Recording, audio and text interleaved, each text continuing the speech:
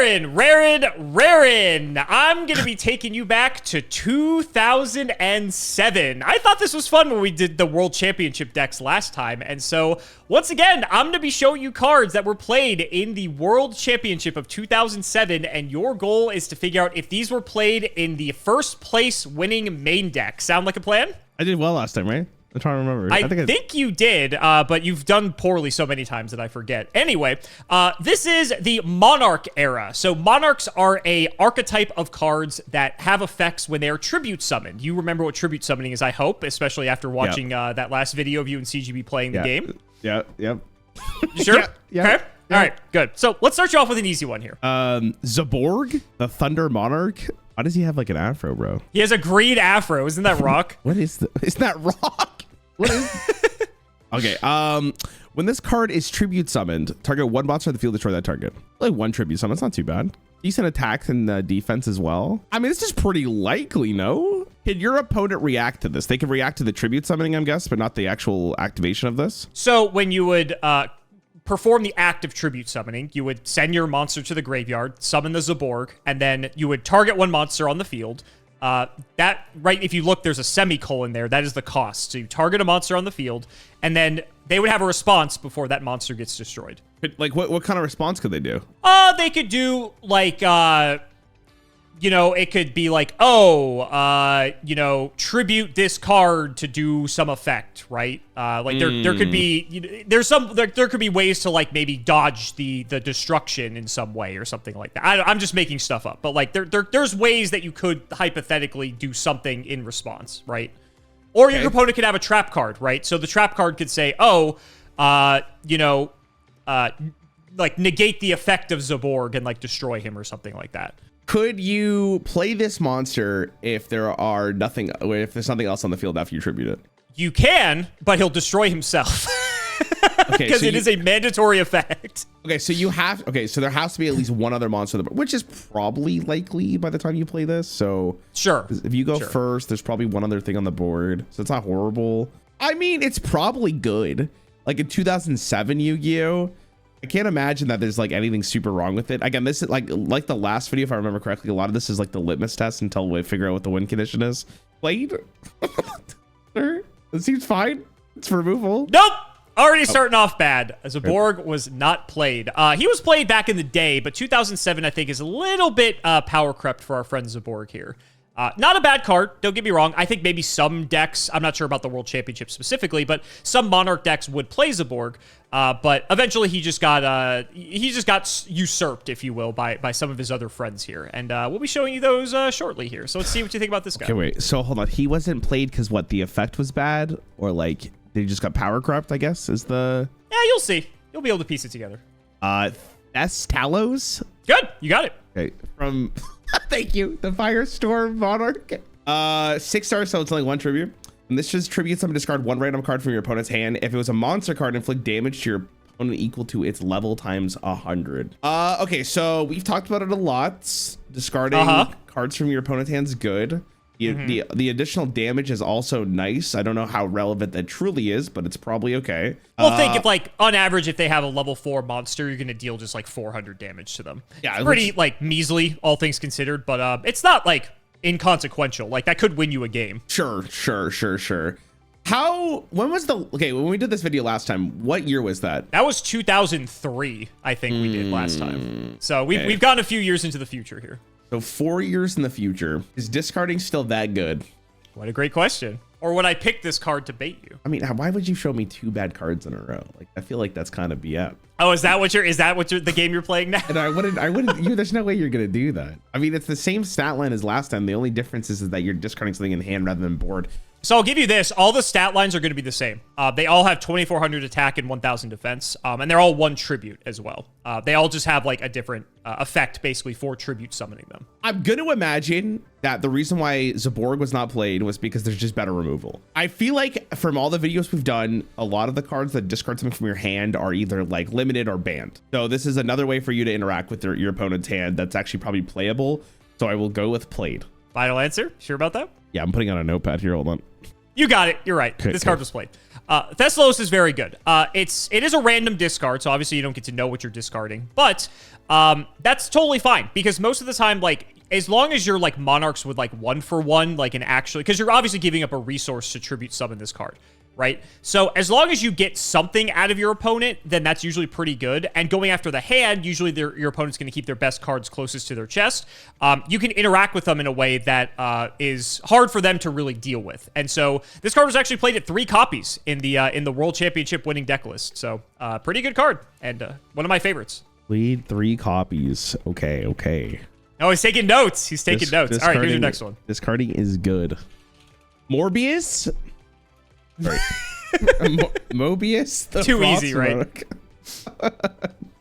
I can't see the word or the letters MO and IUS at the end and not think of that. There's just no way.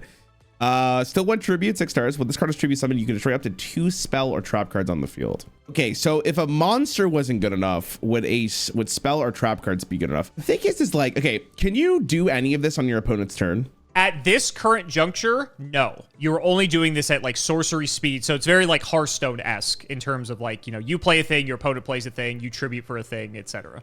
Okay, I feel like, okay, I'm gonna go off intuition here and just say this is also bad because here's the problem with this card more than the monster. That if I'm going to destroy trap cards or spell cards, even though like I would rather use those spell or trap cards at a better instance, like I'm still going to proc them if I get to react. I'm going to flip them over. So this is really bad. I guess if I have like a continuous card that I want to keep on board, or like the trap card is very niche and it has to be a specific interaction for it to proc. So I think that's better. Okay, is that better than removing a monster? You made it seem like removing a monster at this point was so weak on that minion, or sorry, on that monster in particular, that it's not playable. How much removal is there for a back row? This one, again, it's like I feel like you just flip over the spell and trap cards for the most part. That's if you can. Right? Because obviously some trap cards have like requirements or like activation conditions to do that. You know, not everything is immediately chainable necessarily. I get what you're saying, but if this is like a world championship, that means the deck lists are refined to what they think is the best in the metagame. So if I think that Mobius is actually playable, I have to pick more generic spell and trap cards that interact on the board. At least that's my logic for it. Again, this is another litmus test because I don't know what is available outside of this. If there is no better way of interacting with spell or trap cards, this is probably good. But if there is, then this may not be playable enough. So I'm going to go off the fact that there probably is other spell and trap card removal, and I don't think this is played. So the thing I think that you are not factoring in when it comes to Mobius is, 1, it destroys up to 2 spell and traps, which is crazy because that means it's a +1 on summon instead of just breaking even most of the time. Also, you have to consider that a lot of the trap cards during this era are things that have like certain activation conditions, like Mirror Force, right? Mirror Force requires you to declare an attack before you can flip it up, right? So Mobius is crazy because if your opponent has any of these like battle traps, then you can just tribute summon Mobius, and now all of a sudden you destroy those, and now their way of like board wiping you just goes away because Mobius was able to actually deal with it. But you're correct. This card was not played in the main deck of the World Championship. It was played in the side deck, which doesn't count for the purposes of this. We're going to separate those two. Depending on what matchup you were playing against, if you're going up against a more spell or trap heavy deck, a lot of the decks during this time didn't actually play that many trap cards. I think the average was like 6 or 7. But Mobius, if you're playing up against like burn or any like stall type of strategy, you would board in Mobius because it was just better than like maybe Thestalos or something along those lines. But it was still a very good card nonetheless. It may seem like he's not particularly good, but he's actually like very good. In the circumstances where he's good, he's like game winning, if that makes sense. But he's more situational than the rest. Situational. Okay. He's taking notes. He's taking notes. All right. I have to get the meta. This is what it comes down to. That's true. I'm going to show you one more Monarch here. Here you go. Okay. Raiza. There you go. The Storm Monarch. What this is, tribute summon. Return 1 card on the field to the top of the owner's deck. Okay, so again, we talked about this before. This is better than removing a monster because that doesn't go to the graveyard. And you know what their top deck draw is going to be always. So this probably slaps. 6 stars. I mean, Zaborg was bad. Mobius is situational. How many cards actually put a... Okay, if I've learned anything, discarding and putting stuff back in your opponent's hands or your deck is just really good. So, I mean, that's the logic I'm going with. This card was good. Final answer? Final answer. You're correct. This is probably one of the best Monarchs for the time. This is actually one of my favorite cards. This is a fun fact. Raiza is insane. Being able to stack your opponent's deck is crazy because not only are you preventing any sort of like destruction effect that would trigger in the graveyard, but also you know what they're going to draw, and their draw is basically predetermined, right? So they're not getting a new card. You know exactly what it's going to be. So if they have a big threat, you can just put it back on top of the deck. If it's a tribute, if it's another Monarch, for instance, they have to re-tribute summon it out, so they lose tempo in that regard. If it's a spell or trap, say it's like a Mirror Force, right? You stack that Mirror Force to the top of their deck, you can get in for 2,400. You know they're going to draw a card that they can't really do anything with again. So some instances, you can keep tribute summoning Raiza into Raiza into Raiza and like keep just locking your opponent out of drawing, which is disgusting. There's only a few cards during this time that would put stuff like back on the top of the owner's deck, and Raiza was one of them, and it was basically like one of the reasons that Monarchs were like the best deck. So when you see Raiza versus Zaborg, it's like, why would I destroy something when I can just draw lock my opponent? Raiza could also go after any card, which was a big deal. Up to this point, Zaborg went after monsters, Mobius went after spells and traps. Raiza could do either, and so the fact you had that flexibility made it just like even better than all of its predecessors, essentially. Okay, nice. Okay. All right, let us keep going. Not counting the first one because the first one's a litmus test. Just is that? Oh, okay. You're not counting the first one, huh? Okay, sure. I'm 100% here. I just want you to know. I'm gonna tell my parents to call you so that you give me the mark. Got it. Cyber Dragon. If your opponent controls a monster and you control no monsters, you can special summon this card from your hand. Wow, 2,100. Cool card, huh? Okay, so how do I want to do this? If I'm second, this card's really good. It bypasses the normal summon. That means you can tribute something that's stronger if you want to. You have a guaranteed tribute as well. You also have a 21 attack monster. It is a machine. I don't know how important that is, but maybe that is relevant. Maybe it'll come up later. Who knows? Why is this bad? Is it bad to get a monster on the board for free? Is it you have to put it in your... If you're going first and you open with this, you're kind of mad, I guess. But then there are probably ways for you to give your opponent a monster, and then you get to summon this, and then they can't. At this time, I think there's very few ways to give your opponent a monster. Okay. I will help you out with that. Okay. So first sounds bad then. Second, I think is relevant. When can I do this? Can I do this on my opponent's turn? No, it's not a quick effect. Old Yu-Gi-Oh is very devoid of quick effects. It's basically trap cards are your to do stuff on your opponent's turn type of effects. This is an interesting one. I think going second, this is good. Going first, I'm not super excited about it because I don't know if 2,100 is really that great for a tribute. And like, you're just showing me a bunch of other monsters that you want to tribute for anyways. So if I'm a deck that wants to go first, well, okay, if I win the coin though, I can always be like, I want to go second. But I mean, if I learn anything about Yu-Gi-Oh, going first is way better. I will let you know, in old Yu-Gi-Oh as well, the player who went first drew for turn. So there was no card distance. So you always went first in old Yu-Gi-Oh. I'll help you out with that. Okay, so why would I run that? Okay, if the end goal is, remind me, can you side deck after the card or the coin has been tossed? No. Man, I want to say it's bad. Like this is like early. This is stumping you. This one's stumping you. This is interesting. Like mana cheating. And if I went in Hearthstone, obviously it's a different game. But I mean, if I went second, my opponent played one monster. This just wins the game on the spot. So it'd have to be balanced on there, where Yu-Gi-Oh doesn't have to worry about that. Going second, you also get to swing with this immediately. This one's extremely tough because I think it really comes down to what the metagame is and how, if there's any deck that wants to go second, what cards synergize with this. Because again, like bypassing your normal summon seems like it's so important. And 2007 Yu-Gi-Oh, like it's probably like one of the best effects you can have. The condition's not that horrible, and I feel like you're not going to get locked out in 2007. So I'm going to go with played. I think it's just like, you don't sound confident. I think this one is actually extremely hard to tell because it really depends on what you're doing with it. The only reason I'm going to go with yes is because mana cheating is the best thing to do in my game, and this is mana cheating. Sure, because you're getting like a special summon, right? Yeah. That's the way you're looking at it. Like special summoning is our mana cheating if you're looking at it that way. Yeah, you're bypassing the normal summon for a pretty big monster, and if you're going second, that's even better because you can swing with it immediately. Final answer. I'm going with, I'll go with played. Was it played? You are absolutely correct. This card is crazy good. I'm surprised this one was like hard for you because I thought you were going to be like, this card's just insane. This card's busted. So when Cyber, let me give you some lore here. So remember in the other video, remember that the Gemini Elf, our Chillwind Yeti, if you will, remember it was just a 1900 vanilla, and that was like a premium normal summon stat line, right? Okay. So Cyber Dragon, when it was released, the fact that you had something that you could summon for free that was bigger than anything your opponent could normal summon, hypothetically, and you still had a normal summon in addition to that, was crazy. Not to mention, it made just going second, like, up until this point, there wasn't really cards designed for going second, right? And Cyber Dragon was like the first one where it's like, oh, I lost the coin toss or the die roll or whatever. I feel okay going second because I have Cyber Dragon now. And it was such an iconic and like pivotal card throughout Yu-Gi-Oh's history. Actually still sees play like today randomly sometimes, which is hilarious. But Cyber Dragon, the reason why it's so good is because, like you said, it allows you, if you're going second, to like start being aggressive. It allows you to start baiting out your opponent's trap cards because it's big and demands an answer.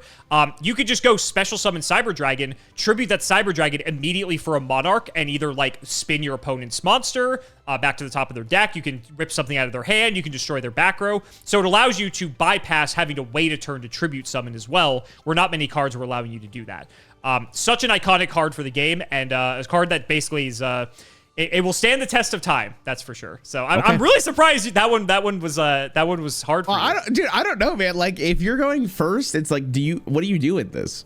Because then what are you gonna skip? You your just turn? wait. You just hold it for if your opponent answers your board, and it's like, okay, now I special Cyber Dragon, I can take the board back. Yeah, but then you can make the argument of like, wouldn't you rather have another card to help you stabilize and protect what you've already developed than the Cyber Dragon waiting in case your opponent removes your board? Like, you know what I mean? Like, sure. I think there's an argument for that, but I think you also have to consider too that there's also so much just removal in our game as well that it's like, it's not unlikely that the board is going to be empty. So it's pretty easy for you to just like at any point just like drop this guy out. Yeah, first turn it sucks, but like you're already going first, so like you don't care. Like you're already in a good position because you're going first. So it's like if you have Cyber Dragon going second, it's great, and it was played at 3 copies in the main deck because it's that good of a card. This card actually I believe Cyber Dragon get limited. I think it got semi-limited at one point, but it may have gotten limited as well because it was too good for going second. But you mentioned the machines aspect of Cyber Dragon. That's very interesting that you pointed that out. What the fuck is this? Dekoichi? Dekoichi, close enough. Which one's better? The Battle Chanted Locomotive. Oh my god, what the fuck? I mean, he looks pretty sick for a train. I'm not gonna lie to you. I was gonna say, right? He seems like he would fuck my shit up. Okay, flip, draw 1 card, then draw 1 additional card for each face up. Oh, wait a minute. Hold on. I'm having a fucking brain blast here. Hold on. Did you show me this card before? Hold on. Let me really think this through. I feel like you told me this card is nuts. Am I wrong? I'm really thinking big here. I think I caught you. No, I'm kidding. I don't know. Did you show me this? I'm legitimately going back to think about it. Are you really going back in our old videos to see if I showed you this or not? No. I'm not scrolling up. I'm like in my head. Oh, you're in Discord. You're in Discord looking. You think I would be scrolling? I would never. Wait, how much time you got? Quick distraction? No, I'm kidding. I mean, even if I scrolled up, like, there'd probably be like no note to let me know that like it was That's good true. or not. Yeah, it would just show you the card. It wouldn't tell you if it was good it wouldn't say anything. Yeah. Okay. This card is at worst drawing 1 card. And we like drawing cards in Yu-Gi-Oh, so that's fine. If it flips.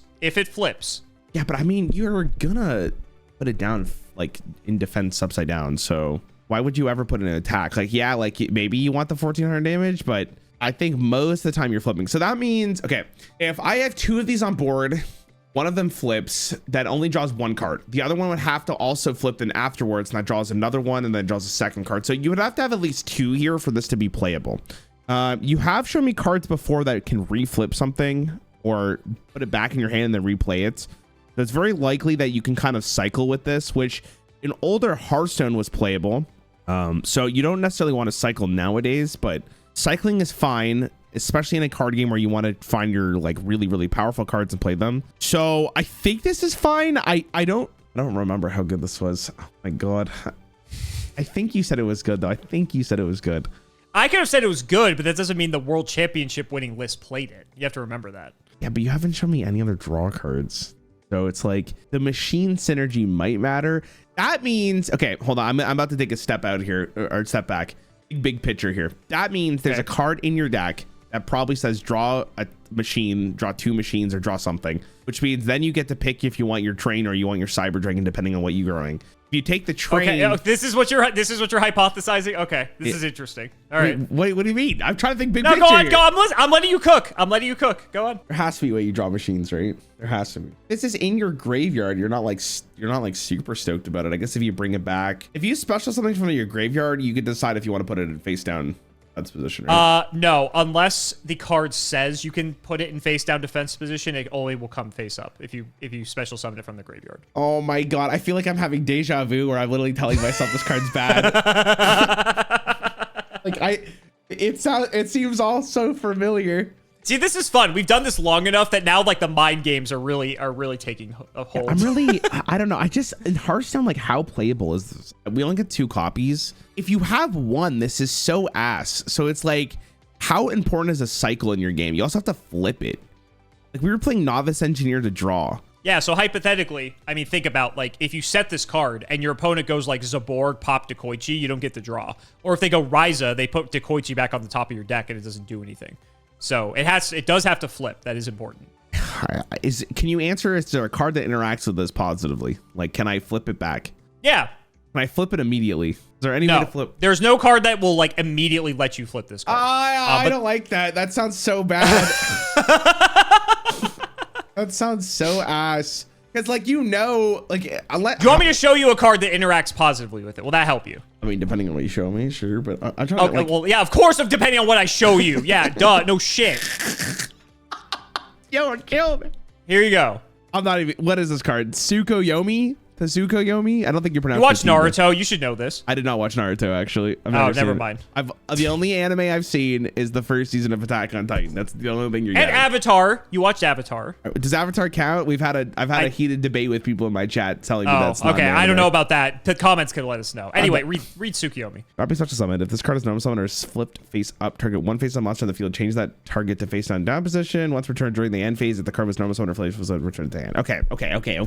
So you have like a synergistic way of constantly flipping, and I guess if you have a card that keeps going back to your hand so you can flip it up again, that's really great. Am I really going all like, what if you draw this but you don't draw the train, then you're sad. If you draw the train without this, how good is the train? The train's fine because I guess you're cycling, but this card is so garbage unless there's like other flip cards in your deck. This has to be like, you really need to have critical mass of both of these for your Dekoichis to actually start popping off. But the thing is like the second this guy draws one more card, we're already pogging off. Like this is already huge. If you have 3 on the board, like the guy might as well concede. Like you're not losing that game. There's no way. So it's like there is a critical mass where like these trains start winning. Dude, how the fuck do I not remember this? I know you showed me this card. I know you did. I'm good at For context, before you give your answer, ignore the last line of text because Bokoichi is not Dekoichi. That's a different card altogether, and you don't play Bokoichi because it's bad. So all this says is flip, draw one card. I'm an idiot. Ignore the rest of it. Wait, so you're just playing this to draw one card? Yep. My God. If you're playing it at all. No, there's no shot you're playing this. There has to be a better draw card than this. There literally has to be. What the fuck? Are we really running this to hopefully draw one card? Are you guys that starved for card draw in your game that you need a card like this? This is, I feel bad for you guys. Holy man, you're really relying on, there's no way, man. Why would I want this? I guess in a sense. It's it could not be in the deck. That is an option. I'm just saying. Yeah, but I have to, I'm starting off with this saying that it's bad, and I'm trying to bring myself up to the point where I'm like, yeah, I can play this. I'm telling you, it's only getting worse for the train. I mean, he's crashing. Like, it's fucking over. He's crashing. You're telling me you're only flipping once, and that's only if my opponent like attacks into it? Let me read Yomi again. Hold on. No, but like I still need my opponent to flip it. Like, no, I'm going with this. It wasn't played. I'm going with it wasn't played. I feel like if you tell me card draw was that needed that you're running this, like this was fucking miserable. So Dekoichi was played at 3 copies in the World Championship winning list. Welcome to card draw in Yu-Gi-Oh. Card draw is so bad that we have to run this. Yeah, okay, we did. And at 3 copies, and like this might surprise you, this card was not bad. Like this card was actually pretty damn good because not many cards. You have to remember in Yu-Gi-Oh, not many cards draw you a card. Like so, even if it's cycles, that's fine because you're digging closer to like your power cards, right? And Dekoichi actually had like an okay attack stat. Like 1400's like nothing to sneeze at. Like that can actually like kill someone. So like, even if you had to attack with it, it's like, it's fine. And so, yeah, it seems shit, but this card was actually like pretty damn good. Okay, great. And I'm sure you said that last time as well. I'm sure I had the same reaction. I'm sure I had the exact same reaction. I'm sure if you pulled up the clip, I'm going like, yeah, no Gareth, way. if you find the clip, you can run it. Oh, all right, next my one. God. What the fuck is this thing? Sorry. Dekoichi? But if these are like independent of anything else and they're just cycling, I feel like it's not worth putting these cards in your deck. What if I show you this card? Okay, get ready for this pronunciation.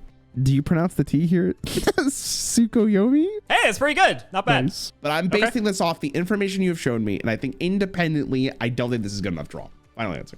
Boy, would you be wrong. Okay, so really? let's talk about Dekoichi. Okay. Dekoichi is crazy. 3 stars. Okay, once per turn, you can choose a number from 1 to 3. Send that many cards from the top of your deck to the graveyard. This card gains 5 on attack for each card sent to the graveyard this way until the end phase. When this card you control is destroyed and sent to the graveyard, draw my card. Okay, well, you just showed me that we're out here flipping trains to get 1 card. So surely this guy is played. Now, here, knowing you, this is like a bait. But this card's actually, I feel like this card's even better than when this card you control is destroyed. When this card you control is destroyed. I'm assuming that means like when this particular card is destroyed and sent to the graveyard, you draw a card. Yeah, so like if your opponent takes control of it and you kill it on your opponent's board, you don't get the draw. Okay. Okay. But under most circumstances, you will get the draw. That sounds really intuitive. I don't know why they have to write it like that, but okay. When this card is you control, it's destroyed. Okay, so that means the difference between this and the train is this doesn't have to be flipped. It will have to die, but you have more ways to kill this than probably flipping over and over again. On top of that, you could send cards to the graveyard, which is great for Yu-Gi-Oh! You guys love doing that. So why would this be like, this card has all the reasons for it to be better than this train. So that means that this card's played if the train is bad. So yeah, this card's played. Final answer? Yeah, yeah. I heard that smirk as you're saying that out loud, but here we go. I'm writing card draw is. Go for it. What is the answer? Card Trooper was played at 3. You're right. This card's good. Okay. Yeah, Card Trooper is phenomenal. The fact it boosts itself up to 1900 attack is great because that means it can contest basically any normal summon in the game. Even though it goes back down to 400 if it lives, like that's like one of the downsides is you might take a pretty big hit on the crackback, like the Monarchs are 2400, so if they slap over a Card Trooper, you're going to take 2000 to the face, right? But you're going to draw a card, so like it's not the end of the world. Yeah, I would agree this is probably way better than Dekoichi in like pretty much every conceivable way. Like you said, it mills you as well, so like there are things that can resurrect stuff from the graveyard. Just a great card overall. Nice. You feel validated, vindicated? Dude, fuck this train, man. Like, that's so crazy. You guys are literally flipping for 1 card draw. Like, holy man. Oh my god. Okay. Cyber Phoenix. All right, so it's 4 this card stars. goes hard. It does look pretty sick. Well, if this card is face up, this card is in a face up attack position. Negate any spell or trap effects that target exactly 1 machine type monster you control. 1 machine type monster you control. So you have to, do you pick the one? Is that what that means? Negate spells? No, so like if your opponent targets only 1 machine exactly with a card effect, Cyber Phoenix will negate it. And this card is destroyed by battle and sent to the graveyard.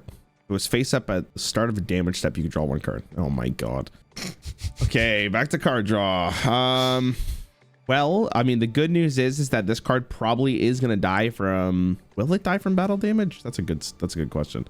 Damage step is during the battle phase, and it's when monsters deal damage to one another. What do you mean, sure? This is actually a very important question. It's a very complicated question, but to answer your question, if Cyber Phoenix is face down, if you attack it, you're not going to get the draw. It has to be face up when it's being attacked for you to get the draw. During the battle phase. It's like reverse Dekoichi. Okay, but during, like, I'm just making this clear. During the battle phase. Yes. Okay. Yes. Well, I think reverse train is good. Man, I don't like what the fuck. Yeah, I guess, yeah. Like, regardless of the way I look at it, you're gonna have to go through both of these. At least this one is you can swing with it, which is kind of nice. It's still delayed, but the nice thing is like if your opponent has a monster that this will die from, then it's like that's fine. Is that you can just swing, lose a little bit of life to draw a card, and I guess you use your normal summon for it, which is kind of shitty. But if you really need to draw cards, you need to draw cards. I mean, it's so much worse than Card Trooper though. Like, holy fuck, so niche. I guess I'm gonna call it the passive is like decent. You talked about the machine theming. Yeah, but the thing is like, what machine am I really protecting here? Yes, Cyber Dragon's kind of goated, and Card Trooper's also good, but you want Card Trooper to die. You don't really care about the train. If you keep Card Trooper up, you get to keep milling, so that's pretty good. Yeah, that's fair. That is fair. I mean, I'm gonna go with it was probably played because card draw is like, I'm starting to just see if a word says card draw on it, like it might just be playable just for that reason alone. And if Dekoichi was played, why would this not be played? I like how it all goes back to Dekoichi. Well, I mean, to be honest with you, it's like the worst card draw I think I've ever seen. Like that is so, it feels so bad. It's like, so funny you say that because it's like, it wasn't bad is the thing. That's like the crazy part. Like it sounds bad, but it was good. My Hearthstone brain is like, why would I ever want this? Like it's so, well, I guess in Hearthstone, like you guys have to attack the monsters on board. If I put in like a loot hoarder on the board, you just don't swing into it. Then you just everything is taunt in our game, so that's a big difference. Whereas Cyber Phoenix is like the same thing, but the good news is that it protects itself against like single target removal, and you could also swing at your opponent's face until they kill it. Yeah, and that also means that there's like machine synergy with it, which is good. Sure, same thing with Dekoichi, but I don't know, like I don't think being flipped over is as good as just being offensive in a sense. I also think this is more proactive because at least the turn you play it, you could swing into a monster that would kill it and draw you a card. I think this is better than the train, so I'm gonna go with this play. You can do that. I'm gonna go with this play. I would agree with a lot of things that you said, but this was not played in the World Championship winning list. It was played in the second place list, as a matter of fact, but not the first place. Honestly, there's an argument that you could play this in the like both of the first and second place lists are pretty similar in a lot of ways. But like it's another thing that draws you a card. I think the biggest thing is that it sucks. Like you have to have it like face up for you to get the card draw. That's like one downside. I think it may sound counterintuitive, but I think it's actually easier to get a draw off Dekoichi than off of Cyber Phoenix. At least like from a defensive sense. But like you said, you can ram Cyber Phoenix into something that your opponent has and get the card draw. And the protection effect was actually kind of relevant as well. There are plenty of single target things in this format that are spells and traps that if you're trying to like protect a card trooper or a cyber dragon, then like Cyber Phoenix would protect it. And that's like kind of annoying actually. Actually like a pretty decent card, very beautiful card in the highest rarity that it came in. But unfortunately it was not in the first place list. Okay, so like half a point because it was second or no? No half point. Dekoichi and Card Trooper were apparently enough, but you're seeing the theme. You have a bunch of big guys to tribute summon, and you have a bunch of little guys that are just like drawing you cards essentially and replacing themselves. So that's you're starting to see the makeup of the deck here. Let's go and show you another monster. Hydrogeddon. Okay, it kind of looks like a Hearthstone card, not gonna lie to you. 4 stars. When this card destroys an opponent's monster by battle and sends it to the graveyard, you can special summon 1 Hydrogeddon from your deck. Oh my god. Okay, so 1600 is a good attack thus far. Yeah, look at some of the stat lines of these monsters I've shown you before. And they kind of like work together. Like the more that's on the board, the worse it's going to be for your opponent. They're very like a snowball effect. 1600 is definitely nothing to... I like this more than the train, but again, like you kind of need to do damage, kill something. You have to do damage. You just have to kill something in battle. So if it's face down in defense position, that would count too. Yeah, fair. I mean, okay, so Cyber Phoenix wasn't played, and you're telling me it wasn't played because it was easier to just do the train. The problem with this card is you are only drawing this particular card, which you may not want. Now, obviously, it's still drawing a card, which is fine. I almost feel like you don't want it because you'd rather draw another card from your deck. Okay. Like if all you'd rather have you'd rather have any unknown card than another Hydrogeddon is what you're saying. Yeah, the only time I think this is like extremely good is if you have all of these from the start and then they kind of just snowball out of control. But then again, your opponent has to have enough monsters that you're getting constant value. But if your opponent's not answering all of them, then it's like, well, the thing is you're special summoning these monsters. That's the thing. You're not just drawing a card. You're drawing and playing. So like you're mana cheating and on board. Like this is such a good effect if you do it once. So maybe it was played. Not to mention everything has haste in our game. Like if I think my opponent's playing the train, you play this, you attack into the train, they draw a card, you kill the train. Then you get another Geddon. Then you get another one. That one can't swing immediately, right? But sure it can. Does that change your perception? Oh, I guess you're still in the battle phase. You're still in the battle phase. Yep. We don't have summoning sickness. The fuck? This card would be so good in Hearthstone in early days. I was about to say, I feel like this would be a sick Hearthstone card. I think you can't play 3 ofs in your game though. You can't play 3 ofs. The fact that we can play 3 ofs makes this even better for us. Yeah, but this is such a board swing in Hearthstone. Like depending on what the attack was and if this survived, like it's actually like nutty. But again, we don't get like full heals at the end of our turn, so I don't know how good. It really comes down to how early can you drop the first one. The fact that you can play this and it has charge means that it's probably decent. Like, I mean, it's probably good. The question ends up being like, do you want this in your deck over a random card? I think it because you could special summon them. Man, I didn't even realize you could attack at the same time. That's actually insane. I think this is Isn't that insane? I think this is a good card. Insane. I think it's tough to argue that this card isn't at least decent. I wouldn't be shocked if it's not played in the winning deck though, because maybe you don't need these cards over something else. But sure. the package here and the engine of it is pretty decent if you can actually get it going. So I think it's fine. The card draw with mana cheat seems good. Was it played? I'm going with yeah. Incorrect. He was not played in the main deck. It was in the side deck, though, so I guess you get a half point for that. The biggest problem is with Hydrogeddon, it's kind of like you said. You'd kind of just rather have a random card than the Hydrogeddon. It's nice because it gives you more tribute fodder and allows you to be very aggressive. Like if your opponent has 2 weak things on the field and no protection, if you summon Hydrogeddon, you get to attack both things, and now you have 3 Hydrogeddons on the field. So you have 4,800 damage that your opponent has to deal with. That's kind of insane. Not to mention on your next turn, then you could tribute one of the Hydrogeddons for a Monarch or something. Like this card can snowball out of control very quickly if it goes unanswered. But the problem is there are things that like are just kind of better than this, and there are like some things that you may be seeing in the next card by chance that can slow this card down potentially that are in the format. So it's a very contextual card. But when it's good, it's crazy. But unfortunately, I think people would just rather have another card than another Geddon, if that makes sense. Also, if your opponent has nothing on the field to kill, it's just a 1600 vanilla basically. So that's kind of the downside of it. You know what's incredible is I feel like I'm doing a math test and I'm getting every step right, and then I just give you the wrong answer. Like I'm just fucking like that's what it comes down to. Like everything you say, I'm like I said that exact thing, and then it's like no, I just didn't get the right answer. Okay, anyways, next card.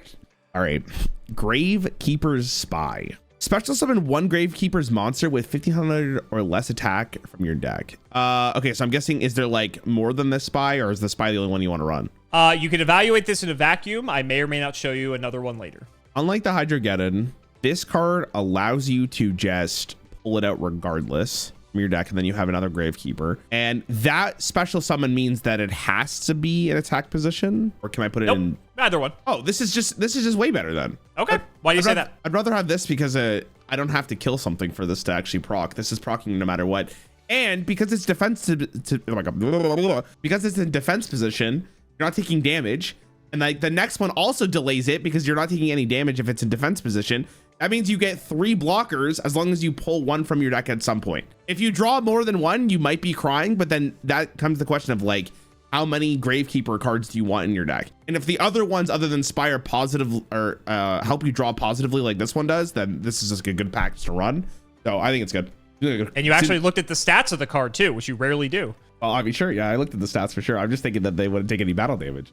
Yeah, 2000 is a lot. That is a lot. You're correct. Spy is insane. Spy was played. The 2000 defense wall of Spy is very notable because, again, it's a breakpoint for normal summon or set monsters. That 2000 is kind of the highest. That's why Cyber Dragon's really good, because Cyber Dragon, if it hits over a Spy, yeah, they'll still get another Spy, but at least you kill the first one. Where most of the time, if your opponent attacks into a Spy, then you're going to get a second one. They're not going to really have anything to do about it. And then you can then tribute that other Spy for a Monarch on your next turn and swing the board back in your favor. Spy has been good in like numerous formats throughout Yu-Gi-Oh's history. There's even a Gravekeeper deck eventually that ended up, I believe, winning the World Championship at one point. Not this particular one, but later on. But yeah, Gravekeeper Spy is a all-star in many different formats, as a matter of fact, and you can see why. It's a very strong card. Even though it's a flip monster, it's maybe one of the best flip monsters. It does seem pretty good. I'm gonna be honest. I didn't look at the health stat, bro. I gave you too much credit. Anyway, here you go. Okay, you're sure me. Okay, Gravekeeper's Guard. Flip target 1 monster your opponent controls. Return that target to the hand. I mean, bro, like that is so good too. So the first one says you could pick a monster. So you get to decide whether or not you want the additional draw or you need the guard. And because this is battle phase, your opponent doesn't know what you just summoned, so they have to swing into it as well, depending. Well, it summons in face up attack or defense. It doesn't set face down, so keep that. But again, you might want to look at the stats. Yeah, but then it's like, if I'm only thinking purely of stats, then I'm just picking the Spy, like every time. So this card is good if you have the flip, because you're not drawing, but it's like -1 card for your opponent that puts back into their hand. That's extremely bad for them. That's great, but if I'm special summoning this and it's not in upside down or whatever the fuck it is, down, it's just bad. Like that just seems so much worse. So why would I pick the worst stat line when I can have the better stat line if I'm flipping up the spy?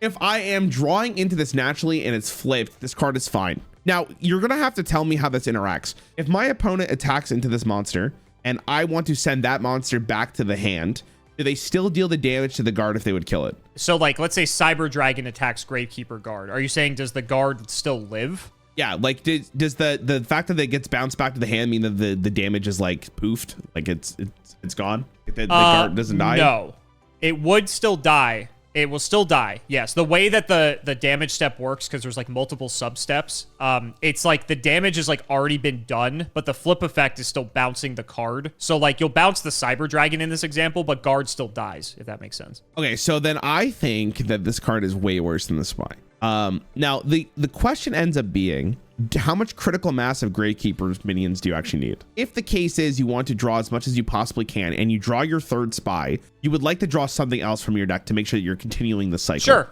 So sure. Like, I would agree with that. Maybe you run one, maybe you run two, maybe you run a different Gravekeeper's card. Like the problem is I don't know the rest of the monsters here, so sure, you're seeing the only two I'm going to show you. Okay, so I'm going to assume that the rest of them are either not good or they're so good that you just don't want to show me, because I'd be like, yeah, this is obviously included in the game. But I'm going to go with the former. So I think Spy is objectively better. I think you might run one, but I think this is not played. I think if you're thinking about what is the most powerful thing I can do to win a tournament, I don't know if I want this. I don't know if I'd and rather you're correct. play. Okay, nice. You're correct. Nice. Yep. I think your logic is sound though, because some players did opt to play one copy of guard as like, so like if you have spy, your spy is going to get another spy. But then if you have that third spy still in the deck, what are you going to do with it, right? So if you draw it, if you get the guard out, it gives you another body still. So it wasn't uncommon for people to play like a 3-1 package just for that. And guard is okay by itself. Like 1900 isn't 2000, but it still walls off most things. It bounces something back to the hand when it's flipped, which is still really good. But spy is just infinitely better because typically cards that generate you cards are better than cards that are like preventing your opponent from getting cards. And not to mention, bouncing your opponent's like Monarch back to hand isn't particularly good because then they can retribute summon it and get the effect again, so that's kind of bad. Some decks did play the guard, but the World Championship winning list did not play it, so you are correct. Okay, nice. Jujitsu Master.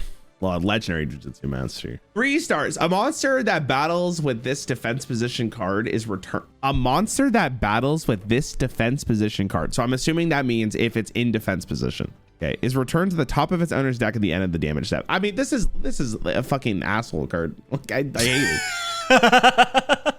So, like, this card basically says you're both going down one card, but you give your opponent technically the agency of deciding what card they want to the top of their deck. I mean, you're not going down a card if they hit this while it's face down and don't know what it is, and it has less than 1800 defense, and then they're the only one that loses a card. Oh, I guess you could. Sorry, yeah, I wasn't even reading like you would flip it. Sorry, you're 100% right. I mean, this card's is good. Like, it's annoying. Like, it's actually so troll. Like, it's so stupid. It's not stupid, but like, it's definitely one of those cards where it's kind of stupid. I'll level with you. Okay, it's kind of stupid. So that means this card was probably played. I'm going to imagine the bigger problem is what it doesn't say on the card, but what it forces your opponent to do. Because now if you're running all these flip monsters, your opponent has to take a risk at some point. And if that risk ends up being this and they don't get to kill this, like, it is so miserable for your opponent. Like, I might as well just leave. Because then they have to have a way to kill this. If they don't kill this just stays on board forever. And you just leave it in defense position. You're never going to take damage until the point they actually do something.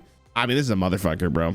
This would be hard. People in Hearthstone would hate it if it had taunt. Like, holy shit. Right. It's like, basically this card would be like taunt if it survives combat. Put that creature, that minion on the top of your deck or something. It's a mother. I mean...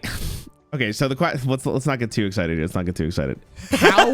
How playable does this have to be? Okay, like, do I need this in my deck is the better question. So it's a good card, but often what ends up happening with Hearthstone is that good cards don't get played because they just don't fit the archetype, or there's just better cards, or whatever it may happen to be. Do I need a card that says, like, just keep bouncing stuff back to my opponent's hand when I can play a card that draws me and gets me close to my win condition? But this is kind of a win condition in itself. I think you sideboard this. I don't know if you main deck it. Interesting. Okay, you're factoring in the sideboard now. Okay. I think it's more like the mental damage this will do to somebody is going to make every other opponent think about the fact that they might put this in their deck. Like, okay. If you have this in your deck, every flipped monster becomes so scary to attack into and that's a huge deal. And that's the fun of flip monsters in our game, right? Because it's like, you might know, oh, it's X, Y, or Z, but if it's Jujitsu Master, you just lose the fucking game, right? I think it was ran, but I think you'd still rather have other cards that get you closer to your win condition. So I'm gonna say it was played in sideboard, or maybe one of, just for that mental damage, but I don't know if it was like a 3. Well, I'm curious to see what ends up happening here. I'm gonna give you 2 points for this one because it was not in the side deck of the World Championship deck, but it was sideboarded by several of the other competitors. And so the fact that you actually like figured that out, I'm gonna give you 2 points for that. Let's go. That was very good. Big W. It's weird because like this card reads crazy, right? I think it's kind of like you said. I think you'd rather, like, Spy is giving you card advantage and like thinning your deck. Right? And so it's like when you're looking at the defensive monsters, I think Spy is just kind of better, even though Jujitsu Master is crazy. I do think you also run into the issue again with like Monarchs where it's like you don't want to give them a Monarch back because that means they can reuse the effect, right? So that's like kind of one of the downsides of this card. But there are circumstances, I will 100% agree with you. You attack into a Jujitsu Master, you just want to end it all. Like you just want to just leave the venue because this card is so good in the circumstances where it's good. It's kind of surprising it wasn't made boarded, but like I could see why at the same time. Very strong card though, very good card. Yeah, we have a card in Hearthstone called Sap. Like that card was in Classic, so it was 2 mana and you just return a minion back to your opponent's hand. That shit was so ass. If you played like an 8 mana card, they sapped it for 2. Like you just want to concede. Like it's so miserable. Sap was like eventually cut because it just doesn't win you the game. It just delays your opponent. That was like the bigger issue. One more monster for you. Treeborn Frog, 1 star. During your standby phase, if this card is in your graveyard and you do not control a Treeborn Frog, you could special summon this card. You must control no spells/trap cards to activate to resolve this effect. What an interesting design. Theoretically, an infinite amount of tribute for your Monarchs. You just never play a spell/trap card. I guess if you really need to as well, you could, I think Raiza can hit your own. No, not him. The guy that does the thing. Morbius. Zaborg? No, Morbius can hit your own spell or trap cards if you actually need to get rid of one for Frog. Yep, that is true. That is true. What a weird card. In Hearthstone, this is, I think, unplayable. Okay. Just because we don't really want like we have a card called Dreadsteed, which is 4 mana 1/1 at the end of your turn. Resummon this. Resummon a Dreadsteed, not a copy, so you can't just buff it and it just keeps coming back. That card wasn't really played unless you had some giga interaction with it, and the interaction was Defile. So what Defile would do is just do 1 damage to a monster or minion. If it kills that minion, re-trigger Defile. Dreadsteed would keep on going until the whole board was done, or until it hit like its like cap. So that's like a board clear in itself, and they had to get rid of it because it was so annoying. This is like if there's some kind of effect like that in Yu-Gi-Oh, maybe that's good enough, but obviously you guys are not really playing like that. This is more for tribute summoning. So then it's like if the Monarchs really need that, then sure, but I think you would rather just have another card. I feel like spell and trap cards are too good to just not want to have them on board. So then if this card's played, it's like, why do I even have this in my deck when I could have a spell or trap card activated, which I think is just better. So I think it's not played. Oddly enough, I was playing Slay the Spire. This is actually related. I don't think potions are extremely good in Slay the Spire, but there's a relic you can get that increases your total energy, but you can no longer use potions. And like as good as that sounds to get an additional mana, like not getting potions, especially the higher difficulties you go, is actually really relevant. I mean, it's the same instance. It's like you want to trade off for one thing, but often like having those additional resources is better than just having this additional frog. So I would go with it's not played. Would you believe me if I told you this card was limited at one point? That doesn't shock me because I guess if you can abuse it, then it's really strong. Like it's the same thing with Dreadsteed, right? Like if you could abuse this effect, it makes a lot of sense. I don't think it was played in this tournament. It was played. This card is crazy for Monarch decks, just because, like you said at the very beginning, it's infinite tribute fodder. Yes, it does sound bad that like you can't like have spells or traps when you have the Treeborn Frog out, but that's why these decks kind of slimmed down on how many trap cards they played, so they wouldn't get locked from getting access to their Treeborn Frog. Also, the dream, you normal summon Card Trooper, you mill 3 cards, one of them's Treeborn Frog, oh, you're on top of the world. That's like the best thing that could have possibly happened to you. Yep, so cool synergy there. Yeah, Treeborn Frog is an insanely powerful card, and like I said, got restricted at one point, as a matter of fact. So, yeah, unfortunately, you got that one wrong, but I think you I think you also at the same time see that it could have been played as well. You weren't like fully like all in, like this card sucks. The problem with a lot of these cards is like, and this is the same thing with all these videos, which is makes it the fun, is like you have to like see like what the synergies are with this. is it worth taking the compromise of not running spell and trap cards? Because maybe there's some, because like I could see another world where you're like, yeah, you can't run Treeborn Frog because there's one spell card that you desperately need in this deck and therefore it's unplayable. So it's like, it's so hard to give you an actual good answer for a card like this because it really comes down to, is it more worth to cheese with it or is it worth out the small drop cards? But that's what makes these videos fun. That's what makes these videos fun. All right, we got some spell cards to show you. Limiter removal. Double the attack of all machine type monsters you currently control until the end of turn. During the end phase of this turn, destroy those monsters. I feel like, again, you show me this. Okay, Hearthstone has anything like this. We got like buffs. I guess the closest thing would be, well, double the attack is very expensive in Hearthstone. They do not like that shit. Too cheesy. They don't like doubling in Hearthstone. It's like too much. Well, there's one card that I think it's called like Divine Justice or something for Paladin that is in the game that doubles your opponent's or doubles a minion's attack. But it was like never played. Like it was only played in super cheesy strategies because doubling is so strong. But then like Wind Fury also exists, right? And Wind Fury is the same thing as doubling your opponent's or your attack of your monster because they get the swing twice. And that effect is used so sparingly because of the amount of cheese that you can do with it. There's a card, I don't know if I ever showed you about it, in United Stormwind called, I actually don't remember what the fuck it was called because all you cared about was the effect. 6 mana 5/5. It was a 5-mana. It was 5 mana at first actually. 5 mana 5/5. Give adjacent minions Wind Fury. That card was my god, fucking insane. Like it was so stupid. That sounds insane. It was so stupid. That card had to be nerfed to 6 mana, and even at 6 mana, it was the scariest thing of all time. Like you couldn't leave minions on board during this entire time because like if that was played, it was over.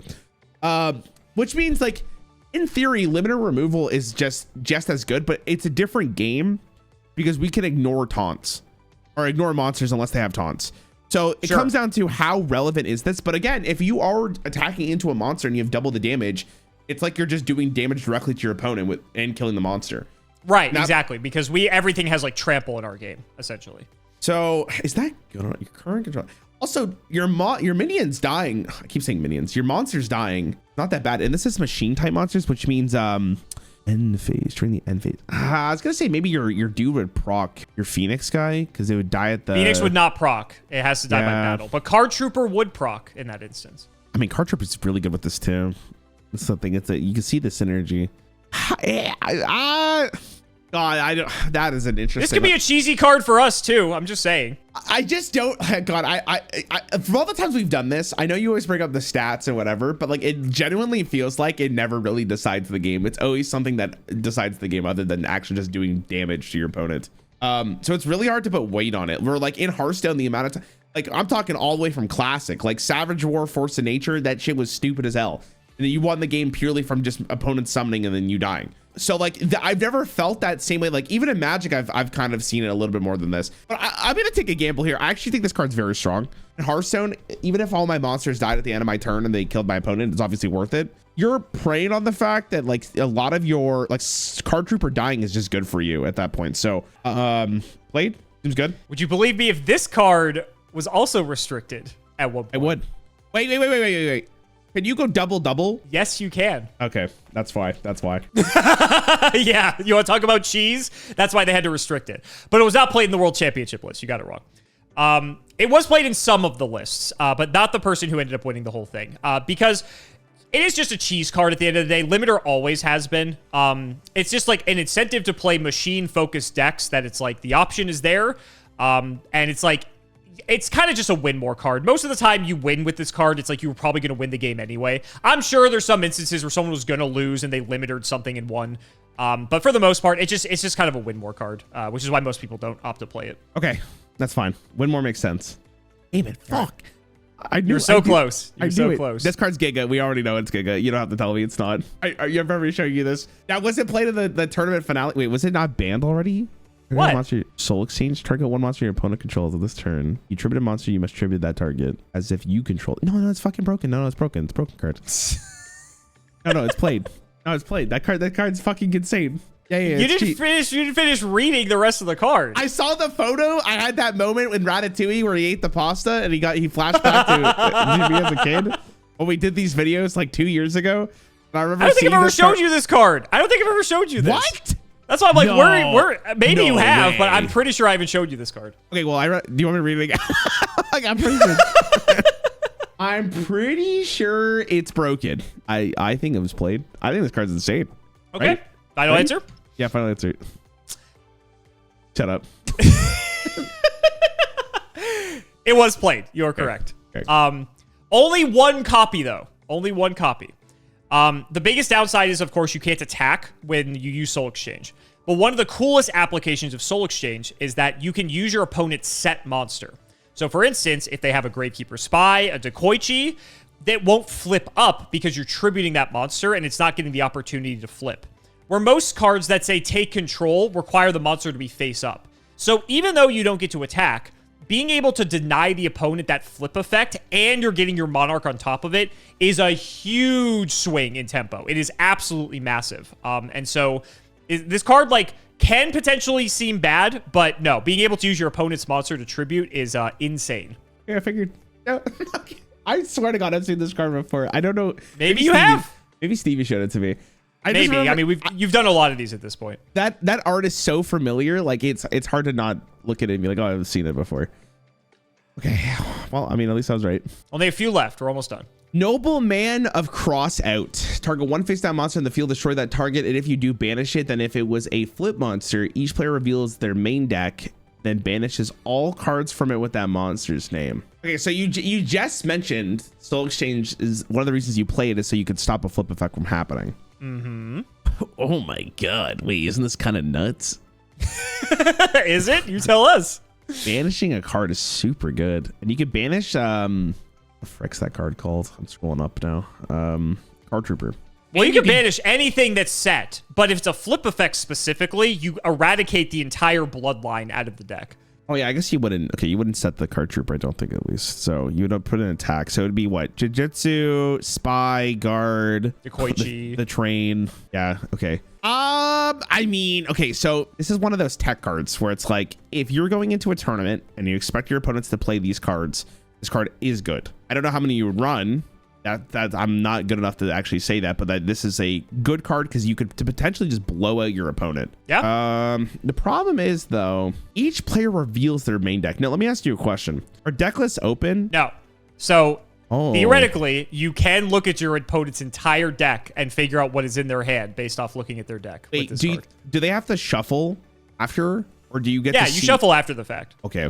Well, it doesn't say it, so I was like, you just get to know every draw your opponent's getting? Like, that'd be... No, you have to shuffle. Because you'd be taking out the cards as well. That would be, like, if you hit a flip effect, right? You have to take out the other copies, and then you would shuffle the deck after. Okay.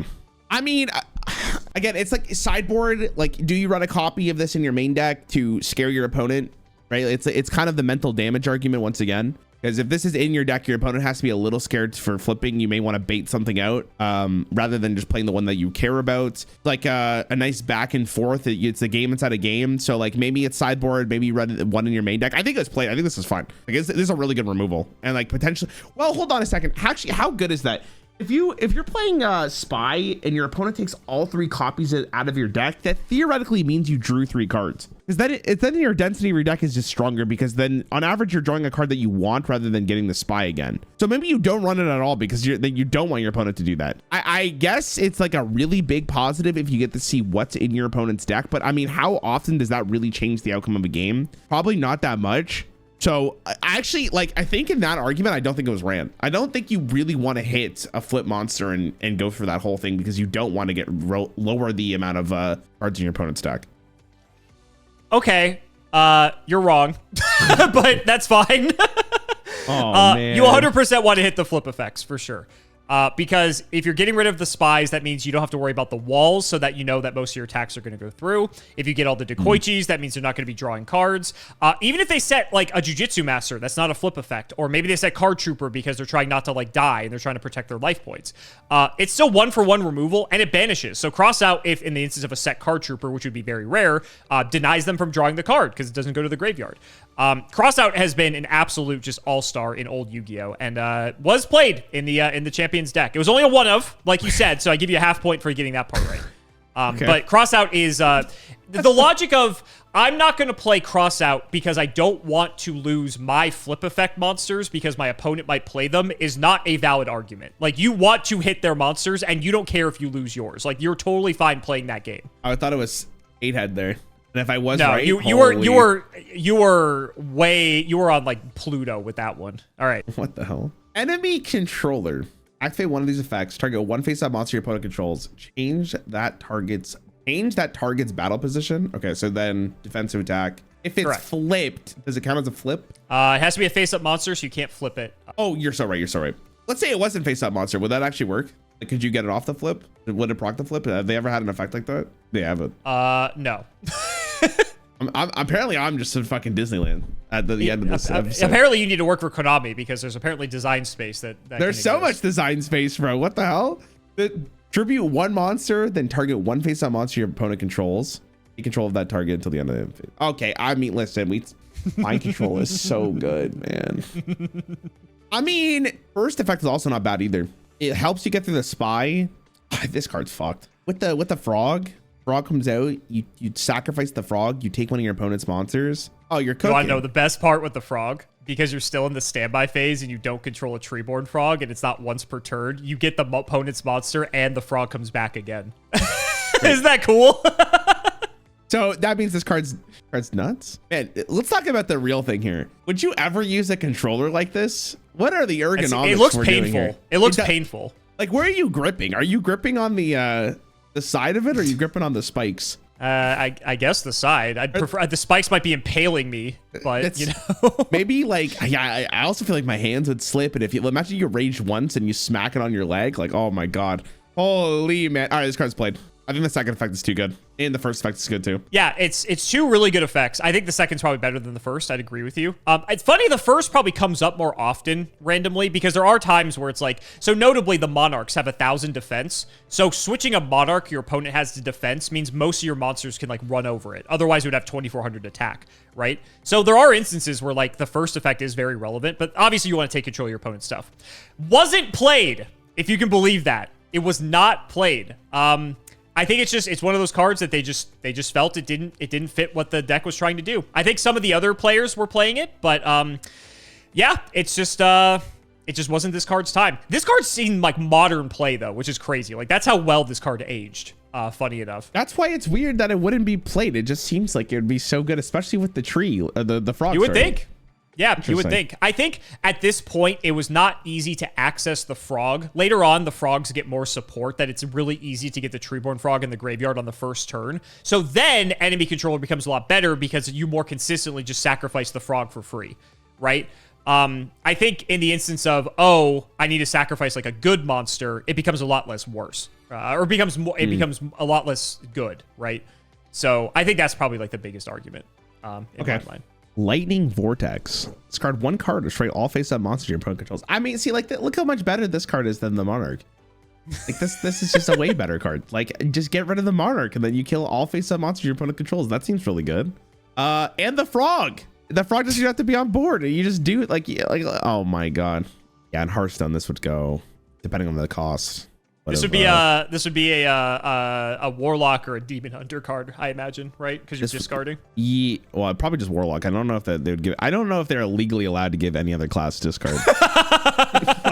I'm still waiting for that. Legally allowed. I mean, in Warlock, like it would still go crazy. Like this card is so, especially because synergies with discard would be so absurd.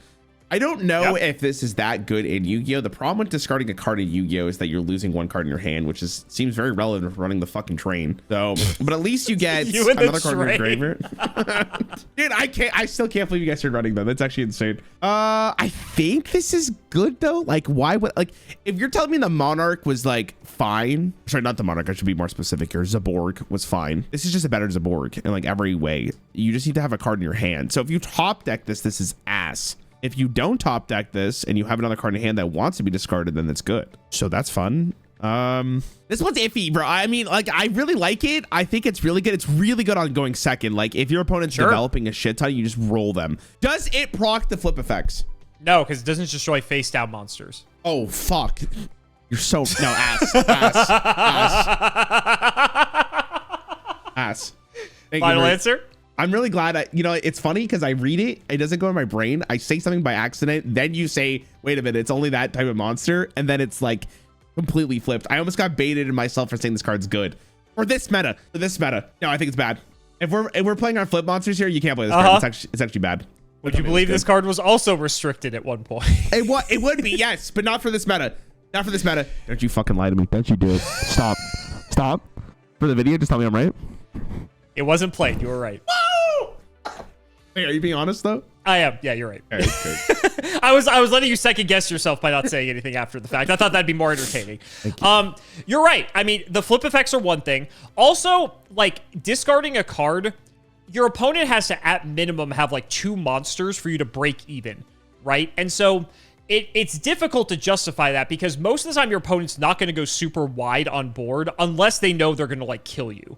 And so there's never really like a good opportunity to get like insane value off of Vortex. And even if you 2 for 2, it still doesn't feel great. You know, there's not really like insane discards for it. That like aside from the frog, right? Like there's just not really like the payoff's not really there. It's a board wipe. Like, don't get me wrong. It's good, but Yu-Gi-Oh! At this time, like you can tell like the power level of the cards. It wasn't very go wide. It was very like, you know, you kind of just play like a couple guys at a time, you know? And so I think some people sideboarded it, but aside from that, it wasn't, it was not ran. Okay.